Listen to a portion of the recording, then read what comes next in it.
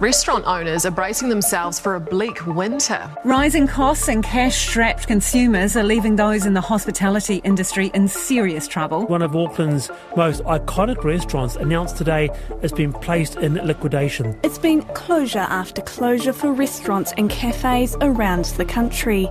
Things are looking grim for the hospitality industry. Last week, Auckland mainstay SPQR announced it was in liquidation, the end of a 30-plus year legacy. But plenty of others are holding on for dear life as they weather the latest economic storm. It's cutthroat at the moment, absolutely cutthroat. As these businesses are closing down or trading insolvently, there will be some of us who are just hoping to ride a wave of having a few more customers coming through as a result. Kia ora, I'm Felix Walton, and today on The Detail, the harsh realities facing the restaurant business. In 2020, restaurants across the country were dealt a massive blow from COVID-19 lockdowns. Well, the hospitality industry is braced to take a massive hit from the disruption caused by COVID-19, with an estimated $10 million being lost each week as it drags on. The Restaurant Association says 200 member restaurants are on the brink of having to shut up shop for good. Well, many bars and restaurants barely scraped through the first round of lockdowns, and from midday today, the Auckland hospitality industry will revert to only being able to serve takeaways. As vaccines rolled out and lockdowns ended, the sector made a comeback. This is from December last year. New data shows Aotearoa's hospitality sector has bounced back with record sales of over $13 billion this year. The latest restaurant hospitality report comes after 2 years of subdued trading in the industry. But that didn't last. Now, in the midst of a cost of living crisis, the industry's been hit again. Data from Westpac shows that Kiwis have spent 9% less in the last 3 months than we did at the same time last year. Krishna Bottica is a restaurateur with 35 years of history in Auckland's dining scene. I met her at one of her restaurants, Cafe Hanoi in Britomart, to ask if her industry is dying. I don't believe so. It's not under existential threat. But in saying that, it is having a very tough time. We caught up with our bank managers a couple of weeks ago and their words were, no one's flourishing. I do believe it's cyclical. Predictable, no. So what are the factors causing the problems, and what can be done about them? We do have a lot of levers in the industry, and we are actually relatively resilient because of those levers. But wage rates going up, and probably in larger jumps than they have done for the last sort of 30 years. Mortgage rates going up, less money out there on the street, working from home, food inflation. All of those things actually have a profound impact, and sick pay as well, doubling since COVID. All of those things have an impact on our bottom line, and when your profitability plummets, so does your cash flow. And everybody thinks hospitality is a wonderful cash flow business. Well, it's only good if your business model is working. Where are you seeing the biggest cost pressures at the moment? It's a little bit of a mixture of wage rates. I mean, I like to think of us as a live manufacturing industry. We're always working on demand. And when you have less people coming through the door than you are used to, you don't always slow down or reduce the number of people you have. You need a certain number of people just to open the doors. Working from home had a profound impact on the CBD businesses.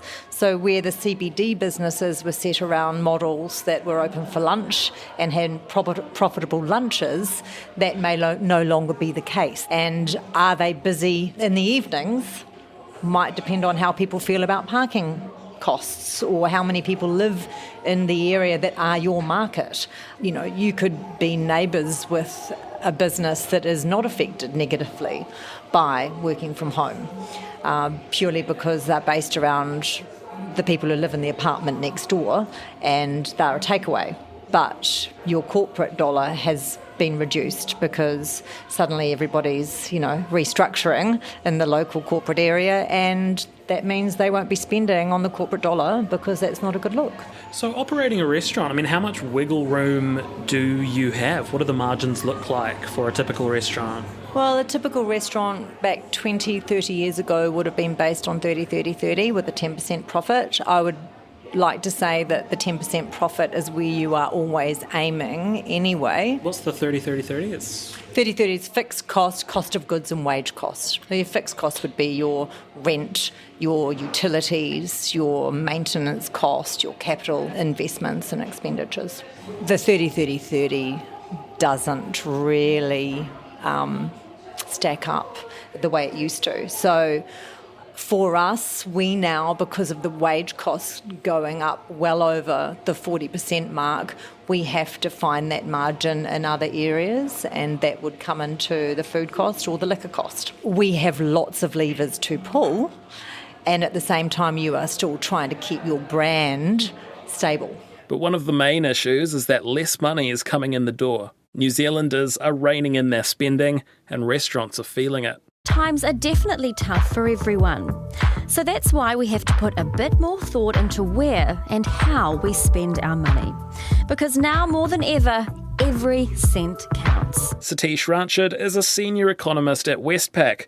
I asked him to tell me about the biggest challenges facing the restaurant industry right now. I think the hospitality sector is facing challenges on two big fronts right now.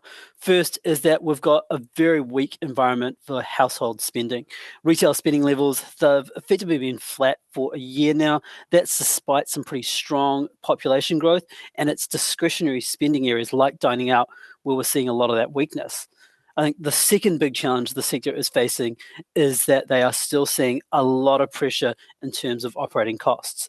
Now, the cost inflation story in New Zealand, it has been cooling off, but we're still seeing some big increases in areas like electricity, also rents, and that's followed some big increases over the past couple of years. And that's quite important because it's one thing to get cost increases at a time when you're seeing strong demand, but at a time when demand is soft like it is now, well, a lot of businesses are having trouble passing on those cost increases, and it means that their margins are getting squeezed. We hear a lot about people limiting their spending, but what does that actually look like? Where are people making those savings? I mean, we're seeing those savings come through on a lot of fronts, but it is mainly discretionary spending areas because you really can't do too much of a wind back in terms of your necessities like groceries or fuel.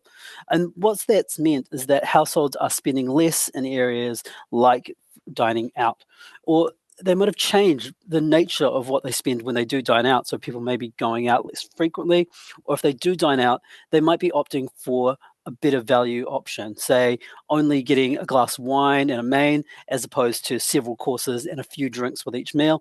For a lot of restaurants, though, that's meant that they are seeing fewer sales and potentially of lower value items. A lot of industries are doing it tough at the moment, but it feels like restaurants are particularly sensitive to these sorts of changes in the economy. Why is that? I think restaurant spending is really discretionary. It's not like your essentials like food or fuel. It's entirely down to whether you want to actually engage in that activity. And right now, we're seeing a lot of pressure come through on household budgets from increases in the cost of living, high mortgage rates, also a softer labour market. And that's meant that households are less able to spend because of that pressure on their finances. But nervousness about the economic environment means that they're also reluctant to go out and spend. And it is these areas like restaurants and dining out that they really start to take a knife to in terms of their spending decisions. So when you've got these really thin margins like restaurants do, how does that change the way that you do business? It means that it's quite a tough operating environment for a lot of businesses. And when you see soft demand coming through, if you've got low margins, you're immediately going to look at where you can cut back to keep your head above water. And that'll often come through in terms of staffing. And if we think about the hospitality and restaurant sector, a lot of workers that are on more casual contracts, and if the demand's not there, they'll often be let go pretty quickly. On top of that, for a lot of businesses, they'll be thinking about, well, do I invest in more capital? Do I need, another piece of kit for the kitchen? Chances are they're going to be scaling back that spending as well. They might not be spending in terms of refitting their operations, and that has ripple effects for the rest of the economy. Some restaurants make up for the slim margins on their food by selling alcohol. But that's also changing. The booze in itself is a dying part of the experience because of the younger generation coming through, which is, good for their health and the health costs for the country. But for our particular business model, the alcohol aspect of the business models has been a lovely fixed cost, low labour aspect of the business, which is no longer really sitting where it is. And people will still, I believe, go out. I mean, we've been communing as a species since we invented fire. So younger people are buying less alcohol. That's surprising. Well, not to those of us who have been watching it for a while. I mean, they're far more measured. The bars are probably suffering from more of an existential crisis than the restaurants, because young people are actually foodies. The, Instagram developments of social media have meant that restaurants actually do still remain heroes, and that the younger ones are still prepared to spend their money on food and sitting around together at a table, which is wonderful. But gone are the days of, heavy drinking by that 20-something crowd. It's still part of the culture, but it's not. You don't want to be seeking that out as your business model, I don't believe, when you're in hospitality as much as you could have in the past. So something like SPQR, these restaurants that have a lot of history that are closing down, are we going to see more stories like that, do you think? I think it is hard to predict what we're going to see, and, there is it's a bit opaque, right? You actually don't know why that business has closed its doors. There could be any number of reasons. The recession just pushes some people to an edge that they were perhaps already teetering on. They are few and far between, the iconic ones that reach 30 years old. So I wouldn't like to see many more of those go at all, because I think they offer us such a wonderful texture. On the sort of realities of operating a restaurant, I mean, how much risk do you take on as an owner? Far too much, personally. I think people who are in or outside of the industry don't always understand how much blood, sweat and tears goes into the creative component. We don't just think about, I like this food, let's make this food, and there's a lot of angst that goes on behind the scenes. A lot of what is portrayed in the media is all around the ego aspects to it, which is, certainly one part, but, I have yet to work with a chef that doesn't break into a sweat when their mother comes in to try their food, or, I do feel that we are forking out a lot of money on women of prayer sometimes, and sometimes you think you have your finger on the market pulse, and sometimes you just really don't. It's a lot of money to invest in, and it's a long time to say, hey, I'll take this lease on for 8 by 8 by 8, 24 years, or even if it's 18 years, it's still a long time to have a liability to a landlord. Speaking of that rent factor, I mean, how much of a factor is that? How do you balance sort of getting that prime location with actually being able to afford it? That's actually always $1 million question. When we first came into Britomart, I had a number of mentors that all told me, don't do it. Don't do Cafe Hanoi, because I was coming into Britomart, which was an unproven area. I was coming from Ponsonby, which was a proven area, and it was a, how do you describe it? It was a performance rent environment, which I didn't really sort of understand at that time. It's what a lot of malls are built on. So you have to take a punt. Sometimes we didn't have the money to afford anywhere else. So this was where we put all of our money. How does that performance rent situation work? So generally you'll have a base rent, and then you send through your GST reports through to your landlord, and then there would be, after a certain amount of revenue, you would pay an extra amount of rent based on your turnover. As an industry, I mean, how competitive do you find it? Are you comparing things like reviews and prices with other restaurants? It's cutthroat at the moment, absolutely cutthroat. I don't tend to read reviews very often. I don't have the time. It's a little bit like you rely on what other people are saying, but you generally tend to talk to your suppliers, you generally tend to talk to other customers, you generally tend to drive by, walk by, have a look online at menus and try to understand where you sit in the market. What do you mean by cutthroat? Cutthroat means that as these businesses are closing down or trading insolvently, there will be some of us who are just hoping to ride a wave of having a few more customers coming through as a result. So how much of an issue is staffing? Our staff retention at the moment is very, very good, mainly because there's not a lot of work out there. Is it quite common for people to make a career out of hospitality versus treating it as just a temporary gig? Oh, there's a mixed bag, to be honest. I mean, I love the fact that it's physical, that it's dynamic, that every day is meeting different people. And generally people who like what you do. There's some really wonderful team camaraderie in hospitality, but it's not for everybody. And the fact that it is physically demanding is not something that everyone can sustain for long periods or wish to.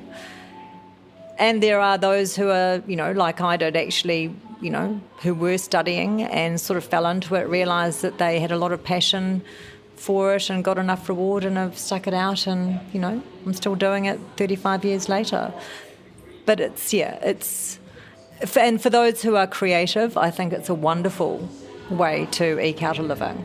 We do see stories about migrant exploitation in the media. The workers were employed at a restaurant in Auckland, but their situation took a turn for the worse when their employer allegedly stopped paying them at the end of December. They also claim the owner demanded extortion payments and forced them to work extended hours. How common is that in the restaurant industry? I mean, you're across quite a few, you're well connected. Is that an issue? There's definitely some bad players. The bad players actually are sometimes on the agent end, so on the legal side, when they're actually charging these migrants to get them work and placement and charging exorbitant fees. And we've actually had staff come through that, and that seems to be far more prevalent in terms of the exploitation aspect. The exploitation of, staff inside hospitality venues. Yes, there are some bad players, but actually they don't stick around if they don't have to. There is work out there and other businesses that are good businesses and operate on good faith. So I don't think those ones last very long, the actual operators. Have you encountered that personally? Someone having come over and basically being charged exorbitant fees? Oh, we've had staff members that we've found out after the fact that they have been charged by... there's one company that we know of that's based on Queen Street, which does it, but it actually operates out of the Philippines. We've got one staff member that's still paying that fee, that placement fee, after a year of $250 a week. It's appalling. Even though we have said you don't need to pay this, they're legally not allowed to charge you that. They're too scared to stop paying. How do you deal with that sort of thing? Try to support the staff, and people in other businesses. If we hear of that sort of exploitation, we tell them that's not legally, you don't need to do that and you don't have to pay that, and what are they going to do? But, I think migrants feel far more vulnerable because they are in a different nation and English may be their second language, to not want that fight and just hopefully, make it all go away by paying it. I don't believe that it's actually predominantly shady practices by hospitality operators that is the problem. I believe that it's those agencies on the side that are doing the most exploitation. You do hear about those ones which are, slave labour, visa, promise them a visa and all the rest of it. But to be fair, I don't think that is the norm by any stretch at all. The ones that do it ferociously, and they by all rights they should be taken down. Which hopefully, immigration's on top of those ones. It's not an industry-wide threat like the high cost of living, but it is a reputational risk for an already struggling sector, and all of these challenges are mounting. So, can restaurants survive in such a precarious industry? Krishna thinks they can. I don't even believe that it's a precarious industry. I believe it's a very resilient industry going through a tough time. You know, it's like when you're a parent that shouts at their kids, you know, you're not a bad parent, you're just a good parent having a bad day. And I believe that that's what this is. It's a cycle. We will adapt. We will bounce back. We will have to adapt to cultural change. We will have to adapt to technology change. We will have to adapt to people's preferences. We will have to adapt to the demographics of where our businesses are located. We can do that. The trick is trying to do that without diluting your brand or without having to rebrand and spend a fortune again just to achieve that. It's a very expensive way to go about it.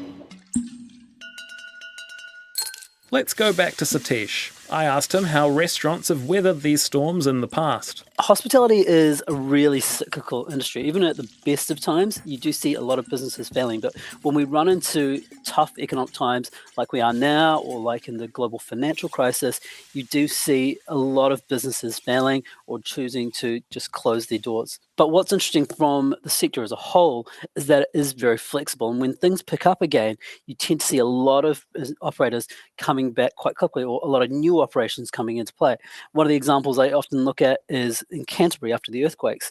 Obviously a pretty tough time for a lot of businesses, but as soon as the rebuild got underway, you saw a lot of pop-up operations coming back. That is an industry-wide perspective, but for individual families or individual businesses, it's much tougher. When they run into those tough financial conditions, they'll often close. Chances are many of them won't come back. And for the affected families or business owners, that can mean some very tough financial conditions. So what does the future look like for the hospitality industry? Do you think there's a world where the entire industry just falls over and there's no more restaurants? I don't think we'll see something that cataclysmic, but I think when we do get times when the economy is looking softer as we are now, we are going to see some tough times for a lot of operators. You're likely to see a number of businesses choosing to shut their doors as households keep their wallets firmly in their pockets. But as we see the economy eventually picking up again, and when interest rates start to drop, I imagine we'll begin to see more businesses coming back or newer businesses coming into the market. Again, it really depends on how strong consumer demand is, but at least in the near term, it is going to be a tough period. That's it for today. The Detail is a newsroom production supported by RNZ and NZ On Air. This episode was engineered by William Saunders. It was produced by Gwen McClure and Alexia Russell. Thanks to Krishna Bottica and Satish Ranchard. I'm Felix Walton, Mā te wā.